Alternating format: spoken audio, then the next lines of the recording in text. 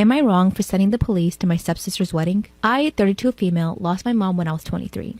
It was by far the most traumatic loss I experienced. It was unfair, untimely, and preventable. I got in therapy and was doing better, but I had issues with my dad's new wife and her daughter, who's 25 and just got married weeks ago. We do not have a close relationship, but we were cordial enough to sit at dinner tables. My stepsister treats me as a relative and was as much distant from me. But after my father got sick, we had to see each other a lot. I'm handling his care while stepmom works full-time, and stepsister doesn't do much, though she's always visiting when I moved in to help my dad. I brought with me all of my mom's belongings, and my stepsister showed interest in my mom's necklace and asked if she could borrow it to wear it at her wedding. I refused, and she tried every method to convince me, and I had to put it in a place where I thought it'd be safe after my stepmother got involved. As the wedding approached, they both kept convincing me to let my stepsister have it. She bragged about affording a better one, but it was a matter of showing who's in control. I stood my ground and told them how serious I was, so they backed off.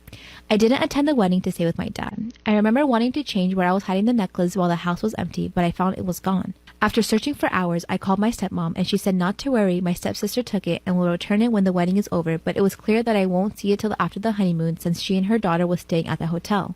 I screamed at her to return it, but she argued about not wanting to leave the guests and the wedding already started. I told her I'd get it myself, but she forbid me from coming, saying she'd have to keep me out from wanting to make a scene. I called the police and explained to them what was happening. I informed them my stepsister intended to leave for her honeymoon with my property. The police were sent to where the wedding was being held, and they were able to retrieve the necklace from my stepsister. My stepmom returned home and kept shouting at me, calling me petty and crazy, to send the police to my stepsister's wedding, ruining it and humiliating them over a piece of jewelry. She was screaming at my sick dad, telling him to handle me after the stunt that I pulled at the wedding. I defended myself, saying I only wanted an item that belonged to me that they took without my permission returned.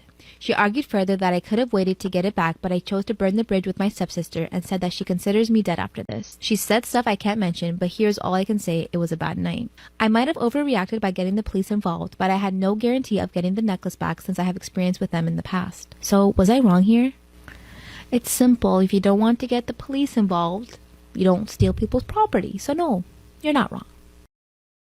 Embarrassing story time about how my dad caught me making out with my best friend because of my toxic boyfriend. Disclaimer, this is not my story time. I was sending me on Instagram. Okay, I've been with my boyfriend for about 2 years and he's pretty toxic. He constantly judges everything about me. My body, my hair, my face, the way I dress. Like, he's always been a little mean, but recently he's gotten even worse. I just turned 18 and for my birthday, I really wanted to have a fun time. I wanted to have a party for my birthday. The day of my birthday, my boyfriend showed up 2 hours late. Now, he says that he was busy at work, but I knew he wasn't working. I confronted him, but all he did was get really angry at me. And I told him that if he was going to be like that, then he needed to leave because I wanted to enjoy my birthday party. So this man actually left. The following day, he comes over to my house begging me for forgiveness. We started to kiss and suddenly he tells me that I'm a bad kisser. Then he starts shaming me for about 20 minutes about how small my lips are and that I've never been a good kisser and that I need to practice with someone else and not him. At first, I believed him because I'm like, okay, he's my first boyfriend and I really haven't made out with anybody. But then I thought maybe he's just doing this to be mean because he doesn't want to be with me. He decided to ignore me for 2 days. I would call and text and he wouldn't answer. I even showed up to his house. A little about my dad. He really hates my boyfriend. He has seen some of his behavior and always tells me to break up with him. Now my best friend, she hates him even more. She's convinced that he's cheating on me, but honestly, I have no proof. I couldn't get it out of my head for the next few days what he was saying about me being a bad kisser and that I had small lips. So I started looking into getting lip filler. And I decided to call my best friend and ask her for her advice. She came over and we were just talking for a little bit. That's when I asked her if I could just make out with her for a second and she could tell me if I was a bad kisser or not. Now I know this sounds really, really bad, but my best friend and I are so close. Like, she understands what I'm going through and I knew that she would say yes, which she did. At first it was kind of awkward, but then I just did it. After I kissed her, she said that I was not bad and that my boyfriend was the one that was lying. 2 days later, I went and got my lip injections. Mind you, this whole time my boyfriend is still ignoring me. I waited 4 days for my lips to heal and then I showed up to my boyfriend's house. When he saw me, he said I actually looked a lot better and that I made the right decision to get the lip filler. But then this man actually tells me to leave his house because he was going to go out with his friends. I went home and invited my best friend over. I needed someone to talk to and vent to. Then I asked her if I could kiss her one more time just to see how my new lips feel. And right then, my dad walks into my bedroom. We quickly separated, but he just stared at us. He was shocked. Then he sat down on the bed and told me that he was actually happy because it meant that I was leaving my boyfriend. That's when my best friend and I started laughing and told him that no, that was not the case. I told my dad the truth about how my boyfriend's ignoring me and about the lip filler. My dad's disappointed in me for getting the lip filler and that I need to let go of my boyfriend. Later on, I hung out with my boyfriend and he confirmed that I do kiss better. But now he's asking me to do other things to my face. Honestly, I don't know what to do. And my dad's mad at me. Story time about why I beat up my best friend. So a little background information. Her and I had been best friends since we were in 7th grade. Her family was rich, mine was poor, and at first she was a really good friend. She was always there for me whenever I needed her, until our freshman year of high school, which is when her and I started hanging out with boys. Now, my mom was kind of strict. She wouldn't really let me hang out with boys, but her mom was more lenient about her hanging out with boys. Every weekend, she would throw a party at her house, and she would throw them in her attic because one, it was huge, and two, her parents didn't give a fuck what she did up there. Anyways, she would always offer to do my hair and makeup before the party started, which always made me really excited because I never really put any work into my physical appearance. Well, little did I know, the only reason why she would offer to do my hair and makeup at these parties was so that way she could make me look like shit in front of all the boys. So after that, I taught myself how to do my own makeup and do my own hair, like for part 2. Part 2 about why I beat up my best friend. So like I said, I learned how to do my hair and makeup, and she went on vacation for like a month straight. Well, when she came home, she threw another party, and she was like, don't worry, after I'm done getting ready, I'll do your makeup and do your hair. And I was like, no, it's fine, I got it. She literally looks at me and she goes, are you sure? You don't really know how to do that. Like, it'll probably look really bad. And I'm like, why the fuck would you say that? She goes, no, like, I don't mean it to be rude. It's just that, like, I want you to look good in front of the boys and stuff like that. Like, sis tried to talk me into getting a shower for a full, like, 20 minutes. So after that, the whole night, she's literally being a pick me girl. She's making all these comments about me in front of the boys, and I just keep brushing them off until her next party. We got ready and I put on these expensive shoes that I had just bought, and she goes, wow, you just like really like to copy my style, don't you? So she starts making comments that whole night about how my family's poor and stuff like that, and she threw up all over my shoes. So I dumped the trash can that everybody had threw up in that night on her, punched her in the face, but like 2 months later she came to my house and apologized.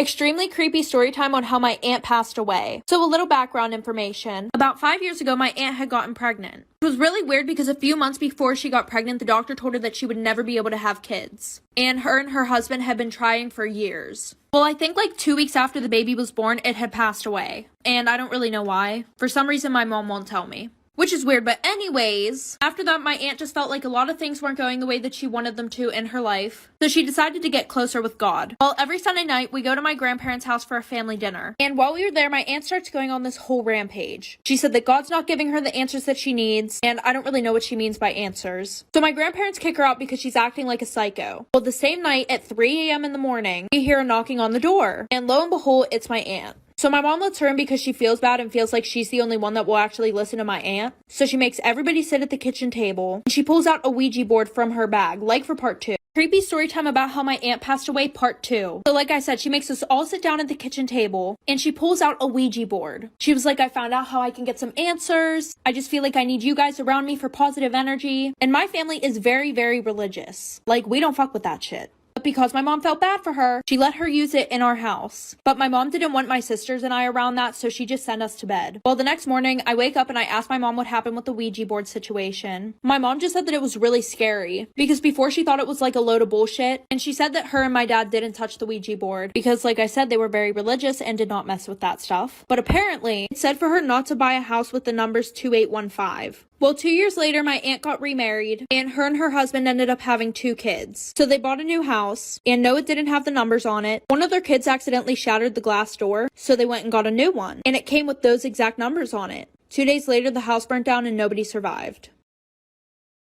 Story time about how my best friend's dad tried to assault me. Disclaimer, this is not my story time. I repeat, this is not my story time. It was sent to me on Instagram. I'm now 24, but 10 years ago, a new girl moved into our town. Her and I quickly became best friends in school. She would always come over to my house and have dinner with me and my parents. My parents really grew to love her because she was so polite and really cared about me. The only thing was that she never wanted me to go over to her house. At first I thought it might be because she was embarrassed of her house or something.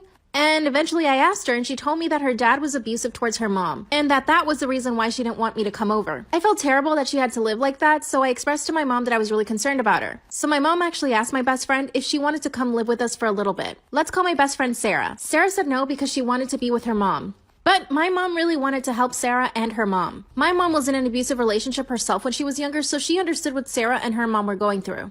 My mom decided to invite Sarah's mom over for dinner. That's when my mom asked her about their living situation, and Sarah's mom confessed that it was pretty bad. My mom suggested that she should try to get a divorce, and a few weeks later, she filed for divorce. We were all so happy because this meant things would get better for Sarah and her mom. And things did get better. Her dad moved out to his own apartment, and a few weeks later, he had a new girlfriend. I was able to stay over at Sarah's house, and it was really fun. One of the times that I was with Sarah at her house, her dad showed up. But he started making me feel really uncomfortable. He told Sarah that I was the prettiest friend she'd ever had. I could see him staring at me.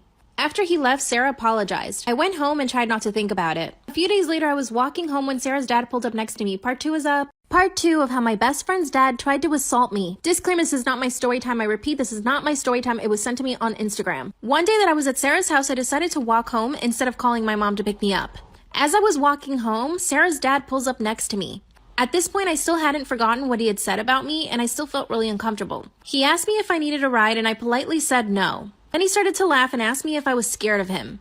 Of course I said no, but the truth is that I was. And he said, well, then get in the car if you're not scared of me. And I did. As we got closer to my house, he put his hand on my lap. He asked me if I had a boyfriend, and I pushed his hand away. Then he asked me why I was being so rude. I told him that he made me feel uncomfortable, that I just wanted to get out of the car and walk the rest of the way home. He said no because it would be dangerous for me to be by myself walking at night. He put his hand back on my lap and told me that I was really sturdy. That's when he grabbed my hand and tried to put it on his lap. Of course, I pulled my hand away really quick. Then he pulled over really fast and tried to kiss me. I was so beyond disgusted. I just started yelling, and this really took him by surprise because he must have thought that I was just gonna let him. While I was yelling at the top of my lungs, I managed to unlock the car and open the door. I basically threw myself on the ground and he started yelling at me, telling me to shut up. He tried to pull me back into the car, but at this point I was laying on the ground, so he had to pick up dead weight. He grabbed my foot and started pulling me back towards the car, but I started kicking him. He told me that I was overreacting and that he was just trying to be friendly. Luckily, a few of the neighbors heard me screaming because I was right in front of their house. They came outside and ran towards me because they saw me struggling with him. That's when the woman said that she was going to call the cops. He tried to tell the lady that I was overreacting and that he had only leaned over to put the seatbelt on, but I took it the wrong way. I told her that he tried to kiss me and she started calling the cops. That's when he drove away. I literally could not believe what had just happened. Finally, the cops arrived and so did my mom. I told them everything that happened, and I even told him that he had made a comment about me in Sarah's house a few days before that. They quickly started looking for his car and found him at a parking lot. They arrested him and he spent 2 nights in jail. His girlfriend then went to bail him out. She told the cops that he was with her and that I was just lying and that I made everything up. She even went as far as to tell the police that I had been hitting on him and that she had been a witness to it. She would even call my house at 2 in the morning and hang up. I even saw her car near my house and by my school, which means she was following me. Part 3 is up. Part 3 of how my best friend's dad tried to assault me. Disclaimer, this is not my story time. I repeat, this is not my story time. It was sent to me on Instagram. I called the police to tell him that his girlfriend was following me. That's when the cops said that I could probably get a restraining order against him and his girlfriend. Sarah and her mom came over to our house after they heard what happened. Of course, they felt really bad, but they weren't surprised. Sarah told me that that's why she never wanted me to come over because her dad had commented things about her friends before. Worst of all is that they couldn't keep him in jail for what he did to me, but a few months later he was finally put into prison because of something else he did. Apparently he had tried to steal a car or something. Remember the crazy girlfriend I told you Sarah's dad had? She kept following me for a long time. She would even show up to my school asking me if I wanted a ride home. Eventually I was able to get a restraining order against her, but she was really scary. A few years ago she tried to follow me on Instagram. I had to block and report her. I mean, what kind of woman would fight for a man like that? The good news is Sarah and I are still good friends to this day. We even went to college together and now have steady boyfriends. Even Sarah's mom remarried and she's really happy with her husband. I look back at what happened as a learning experience, but to be honest, if he ever gets out of prison, I'm scared. Shout out to my follower Remy for always supporting me and watching my lives. If you want a shout out, watch my lives to get picked. Storytime about how my dad was on the news and now everybody knows my last name. So a little background information. This all happened whenever I was in 6th grade. This all happened on a Tuesday night. So I had school the next day. Well, my dad had went to work earlier in the day. Well, around 10 o'clock at night, we hadn't heard from my dad all day, which was super weird for him because he was always home around 10 o'clock. And even if he wasn't, he still would have kept in contact with us and let us know where he was at. So at this point, my family and I were really scared, and we're thinking that something happened to him. I was calling and texting him, my mom was calling and texting him. My whole family was pretty much trying to get a hold of him. Like, we had called all the hospitals to see if he was there. We called police stations to see if he might have been in jail, or if they had his last name in the system. So nobody had heard or seen from him. So we all went to sleep that night hoping that he would show up in the morning. So the next day after I got home from school, my mom came home from work and she had told me about this phone call that she got. Like for part 2. Part 2 of how my dad was on the news and now everybody knows my last name. So like I said, my mom had gotten home from work and she told me about this phone call that she got while she was at work. So apparently one of her coworkers called her and said, "Hey, I think I saw your husband on the news." So after that, she showed me the news article and I couldn't even believe what I was reading. So I guess my dad had been drinking and he went to an auto repair shop and stole a car because I guess the keys were left in the door of the car. And what makes this even worse, the car that he stole had 2 guns in the trunk and they weren't 2 pistols. These were 2 big-ass guns that were fucking loaded. Oh, wait, I forgot something. So, before this, he had been at the strip club. And somehow he ended up in pink lingerie. Guys, I cannot make this shit up. So he was driving around and he decided to park right in the middle of an intersection. And it was literally causing a whole fucking scene. There were people with their kids worried as hell. So after that, a few people called the cops, like for part 3. Part 2 about how my dad was on the news and now everybody knows my last name. So like I said, my dad parked in the middle of an intersection and people were calling the cops. So when the police arrived, my dad was half passed out in the car. This happened in like the middle of broad day, like there's traffic everywhere. So when they finally get up to the car, my dad is literally slumped in the driver's seat. There was a bottle of whiskey in the door and it was completely empty. When they went to arrest him, he started resisting. He was screaming a bunch of profanities at them and started kicking them, threatening them with guns, which made the situation worse because my dad had no clue that there were any guns in the back of the car. So that just made the police think that they were his. So they take my dad to jail and he has like 7 charges against him. But we were happy because we knew where he was. Well, the worst part is, so the next day when I went to school, people were coming up to me asking if that was my dad on the news. Some people were even making fun of me because of what he did. And that's really fucking embarrassing for a 12-year-old. But it's okay, Dad, I still love you. I'm Alice. I live in England and come from a religious family. We weren't the type of family that only listens to gospel songs or anything, but we went to church every Sunday, prayed, and led a pretty normal life. I made many friends from church and Sunday school, but there was one who was, and still is, my best friend. His name is Tyler, and we've been friends since we learned how to walk. Although we went to different schools, our parents got along, and we'd see each other almost every weekend and every day after school. His parents were a lot stricter and a lot more religious than mine, and would hardly let him have any friends unless they fitted in perfectly to what they would class as a good person. In fact, I was one of the only people he was actually allowed to see privately. He could only listen to certain songs, watch certain TV shows, and had a really strict set of rules to live by. The biggest issue his parents had was with homosexuals. Under no circumstances was he allowed any gay friends. And that was the biggest problem. I remember being 8 or 9 years old when we'd sneak into my brother's room to play with his gaming cards. But then I'd catch him looking at a picture of my brother, gazing and becoming lost in his own thoughts. I didn't think much of it at the time, until I began to notice he was flirting with boys more and more. He was extremely feminine and loved to do his nails, talk to girls, and play with makeup. The more I noticed these things, the more I knew he was gay, but I didn't know how to bring it up and talk to him about it. When his parents started to have ideas about what was going on, they were having none of it. One day, he was caught putting on his mother's makeup.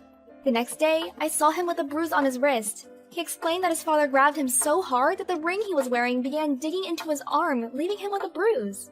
Things only got worse from here on. Fast forward a few years, and we're both 15 years old. We were just talking on his bed when his parents came crashing into his room, his dad with a belt in his hand, and his mother holding a computer. I look up, first to see the anger in his dad's face, and then to the screen. On the screen was a picture of him and a boy holding hands on a bed. I could see the fear in Tyler's face. He was trying to convince them it wasn't gay, it was just a friend. I knew that if I did nothing right then, things would get much worse. I took a large gulp and said, "He's not gay. He's my boyfriend." Tyler and his parents both looked equally as shocked. Tyler's father then said, "Well, if he is, then why don't you prove it?" I paused for a minute, looked deeply into his eyes, and then locked lips with him. It probably lasted only a few seconds, but it felt like an eternity. I could hear nothing apart from my heart beating and my own thoughts racing through my head. Was I doing the right thing? How was he going to react? For all I knew, he could have pushed me away, and then things could have gotten real bad. For both of us. As soon as it was over, I looked into Tyler's eyes, and straight away, I knew I'd done the right thing. We both looked to his parents, who were already retreating backwards in shock. His father still staring Tyler down as he backed out of the room. As the door clicked shut, Tyler turned to me, gave me a massive hug, and began to cry. He was so grateful, but at the same time, he was scared of what would happen if his parents ever found out the truth. He said to me, "If my parents knew I was gay, they'd disown me, leave me on the streets." The whole next week, Tyler's words haunted me. I knew how strict his parents were, and I understood their beliefs. But I was also sure they loved him, and I was sure they wouldn't see him left on the streets. I had to speak with him, but I didn't want to do it at his house, where it would have been awkward for everyone. That weekend, I met Tyler in the park, and he looked at me, embarrassed and shy, and once again said to me, "I've known for years, but I didn't know how to tell you. He sat and poured his heart out to me, and I just listened and gave him occasional reassurance. The longer he spoke to me, the more I could see the weight being lifted from his shoulders. The conversation went from being a dark, upsetting one to a friendly chat about feelings that should have happened years ago, and I wish it had. I could see the pressure he had been carrying all on his own when he really just needed someone to talk to and a friendly shoulder to cry on. Tyler knew this was going to be a long road, but getting all of that off his chest to me gave him massive confidence, and for the first time in his life, he could see how things might not actually be that bad after all. Tyler has since come out to his friends and family, and although his parents didn't agree with his choice, they did accept it and still love him for who he is. Not only that, but he had full support from all of his friends, so every time he couldn't turn to his parents for advice and understanding, his friends were never far away. As for me, well, I'm happy I was there for my best friend in his darkest hour, when he most needed someone to be there for him, and I look forward to many more great years of our friendship. Story time about how my brother caught me making out with his girlfriend. Disclaimer, this is not my story time. It was sent to me on Instagram. Growing up, I didn't have a really good relationship with my parents or with my brother. The only person that I did get along with was my sister. You see, we're kind of a religious family. When I was 15, I knew that I liked girls, but there was no way that I would tell my parents that I did. They would never accept that their daughter liked other girls. I basically suppressed all of those feelings for about 5 years. When I turned 20, I decided to come out to my sister. My sister was super open, accepting, and she was really loving about it. She never once made me feel bad. I asked her what she thought about me telling the rest of the family, and she said definitely not. She knew that our parents would freak. I finally got my first girlfriend a year after that. I actually met her on my 21st birthday. At this point, I still live with my parents, so I basically said that she was a best friend of mine. My parents, of course, believed me because they had no other reason not to. She would come over to my house, and we would just spend time together there. She eventually got really upset that I would never tell my parents about us, and she decided to break up with me because of it. Of course, I was brokenhearted about it, but 3 weeks later, I met my brother's now girlfriend. Right off the bat, we got along really well. Like I said before, I never had a really good relationship with my brother. He suspected that I liked girls, but he never came out and told me. But because of this, there was always tension between us. Also, I never understood why his girlfriend liked him because he has no personality and zero sense of humor, which is honestly why I think her and I got along so well. Anytime she came over to our house, I would just find her so funny. My brother had to go out of town for work, so she invited me to go out with her friends for lunch. Of course, I quickly accepted. I honestly didn't realize it at the time, but I was definitely developing a crush on her. She was my kind of girl. I mean, I guess my brother and I have the same type. She was funny and incredibly smart. After that lunch, she asked me if I wanted to hang out another 2 times when my brother was away. Everything was going pretty well, but after the 3rd time that we hung out, I couldn't stop thinking about her. I knew this was going to be a really big problem for me. I'm the kind of person that's always honest with people as much as I can. When my brother finally came back, she started coming over to the house more. I was both excited but worried at the same time because I knew that I had feelings for her. One day she came over, but there was nobody home. That's when I decided to be honest with her and tell her the truth. I opened up to her and told her my history and that I had a crush on her. She smiled and told me that it was okay. That's when she grabbed my hand and we started kissing. Trust me, I know that it's totally wrong because she's my brother's girlfriend, but I was falling in love with her. That's when my brother comes in and sees us making out. Part 2 is up. Part 2 of how my brother caught me making out with his girlfriend. Disclaimer, this is not my story time. It was sent to me on Instagram. That's when my brother comes in and catches me making out with his girlfriend. He instantly went berserk and started punching a hole through a wall. His girlfriend tried to calm him down, but he told her that if she touched him, he would probably end up hitting her. Luckily, no one else in the house was home, but my brother threatened to tell my parents. Like I said in part 1, my parents are very religious, and I knew that they would never accept me as I am. That's when my brother said that he had already been suspecting of me and his girlfriend because her and I had been hanging out so much. He then started calling me a bunch of names like freak and other really inappropriate things. Then the fight became about him and his girlfriend. His girlfriend started telling him that she had been miserable the whole time that she was with him and that he had been manipulating her the whole time. She told him he was even toxic, which I can believe because my brother's kind of like that. She then left the house and told him that she never wanted to see him again. My brother started asking me a bunch of questions like how long I had been seeing her. I told him that this was the first time her and I had ever kissed. Then he told me that I needed a man to teach me how to be a woman. So instead of staying and arguing with him, I decided to leave. I decided to go ahead and tell my parents the truth before my brother did. I was absolutely petrified. I told my parents that I like girls, and I told them what had happened with my brother's girlfriend. That's when my dad told me that they weren't upset that I like girls, and that they would have accepted me either way. But they were really upset that I had hurt my brother's feelings, and that I caused them to break up. They were surprisingly okay with what I had told them. I mean, after years of being petrified of them knowing the truth, I felt so free. But I also told him that my brother had been toxic towards her and that's why she didn't want to be with him anymore. My parents actually ended up being more angry with my brother than with me. But you'll never guess, a few months later my brother told my parents that he's bi. I haven't contacted my brother's ex, but I really feel like I should. I mean, I was falling in love with her. What do you guys think I should do?